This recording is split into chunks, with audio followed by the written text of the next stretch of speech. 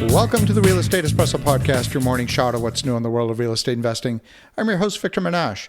This is the weekend edition where we interview notable people from the world of real estate investing. Today is no exception. We have a great guest all the way from Boston, Massachusetts. Welcome to the show, Robert Siciliano. Thank you, sir. Great to have you here. Now, Robert, we are going to talk about security. I come from the tech industry before moving into real estate, and so this is an area that's near and dear to my heart.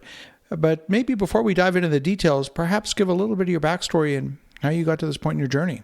So I had an IBM PS1 consultant computer in 1995 with Windows 3.0 and 150 megabyte hard drive with a dial-up connection to AOL.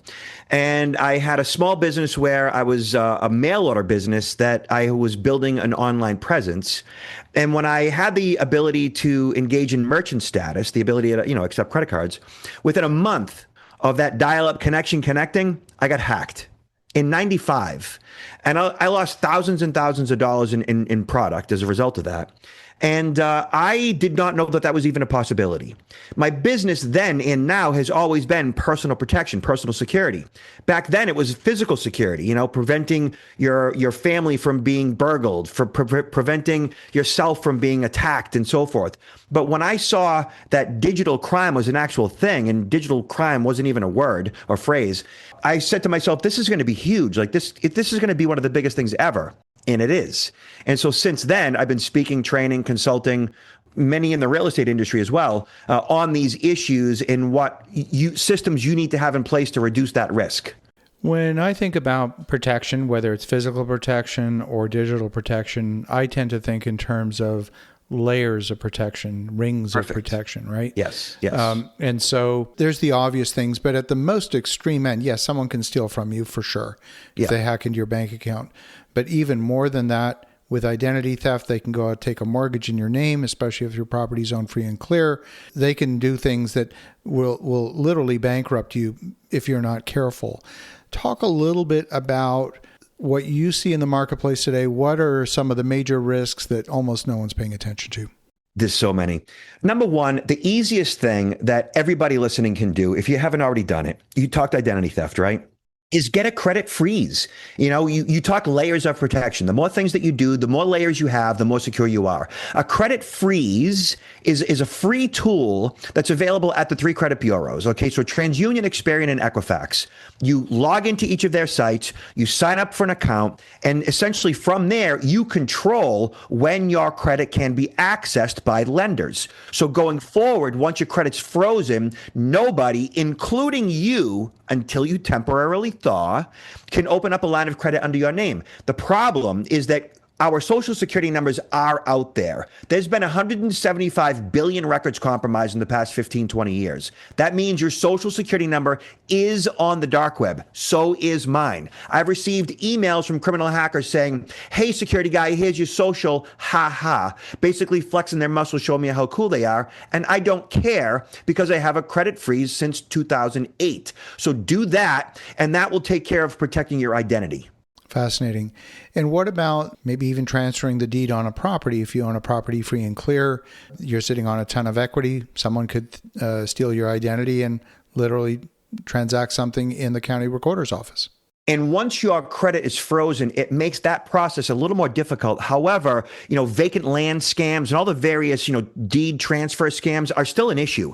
So what I always recommend to people is two different things. Certainly there are services out there that you can pay for like $30-$40 a month that will monitor your title or deed, they'll monitor your address and so forth. And for that fee, they'll inform you and also act as power of attorney should you have an issue to rectify that problem. But what you can and should do is wherever you live, like whatever county that you live in, like for example, I'm in the Boston area, right? Suffolk County, Essex County, and so forth, Middlesex County.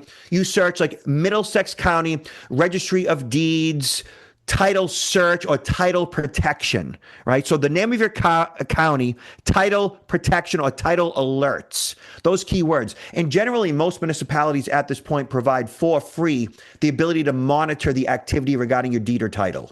Oh, fascinating. I didn't even know that was possible.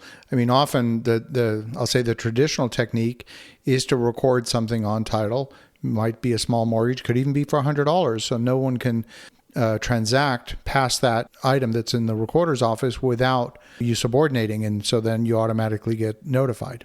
Another excellent option. What about digital footprint? I mean, we're out there, we often hear headline news about this department store got, 100 million records hacked, and that department store got another, billion records hacked. How do you know if you're even part of that? You are. We are.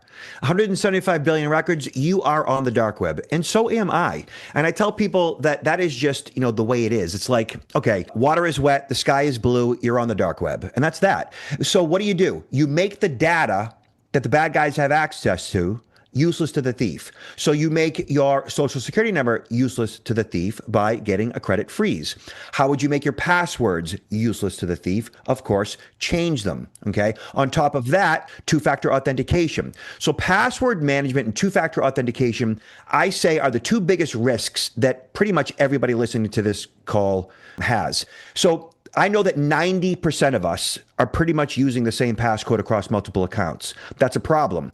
And with estimated 15 billion passwords exposed on the dark web, that's a problem for many of us. So the way that you mitigate that, the way you manage that risk is by changing up those passcodes using a password manager. So Google it. There's a dozen password managers out there readily available right now.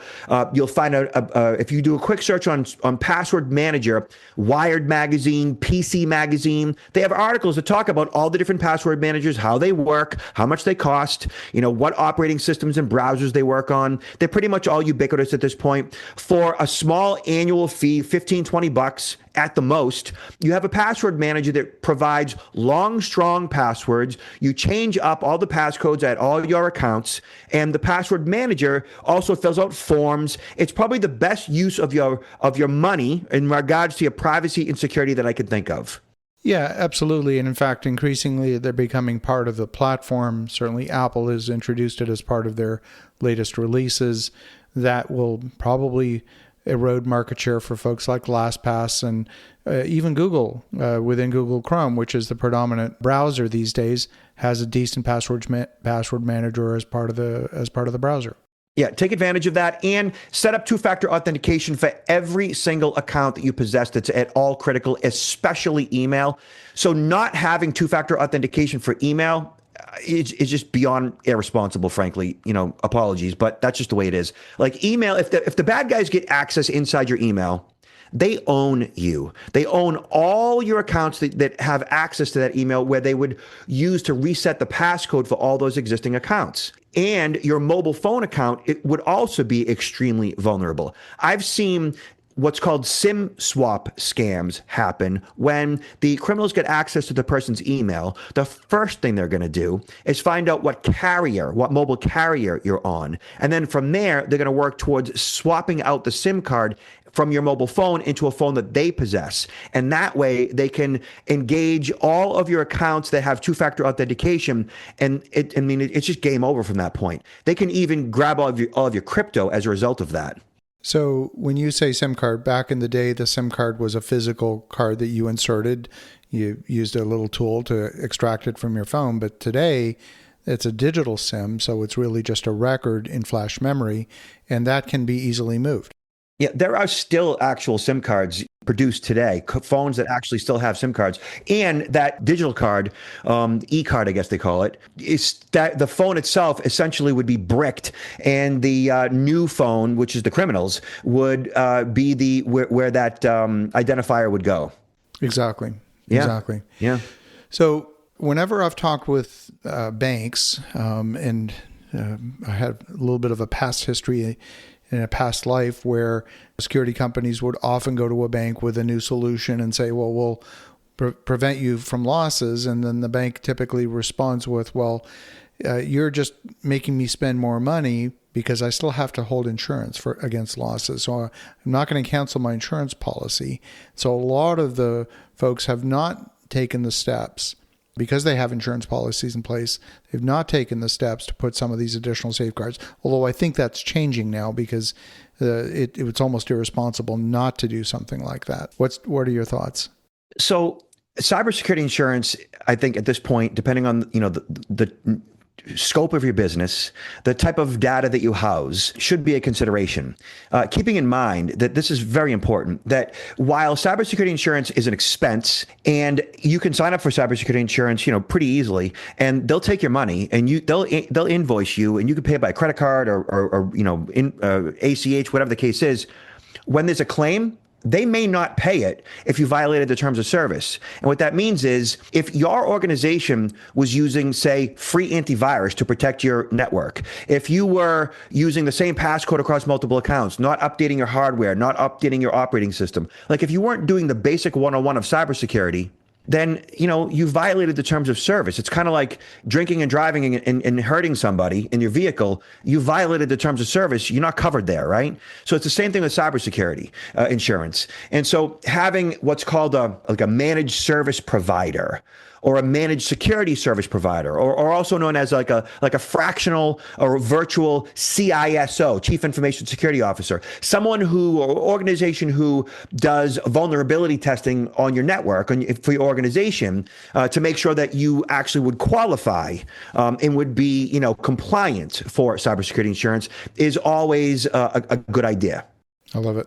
Well, Robert, if folks want to connect, if they want to learn more, what's the best way?